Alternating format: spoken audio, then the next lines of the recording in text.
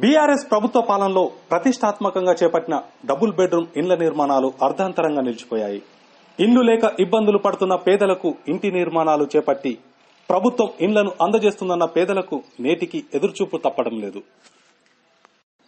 సిద్దిపేట జిల్లా దుబ్బాక నియోజకవర్గంలోని మిరుదొడ్డి మండలం కొండాపూర్, ధర్మారం, చెప్పాల, మల్లుపెల్లి, మోతే, రుద్రారం, కాజీపూర్ గ్రామాల్లో డబుల్ బెడ్రూమ్ ఇండ్లను ప్రభుత్వం నిర్మించింది. కొన్ని చోట్ల ఇండ్ల నిర్మాణాలు పూర్తయినప్పటికీ బీఆర్ఎస్ ప్రభుత్వం నిరుపేదలకు డబుల్ బెడ్రూమ్ ఇండ్లు అందించడంలో పూర్తిగా నిర్లక్ష్యంగా వ్యవహరించడంతో తమకు ఇండ్లు రాలేవని లబ్దిదారులు వాపోతున్నారు.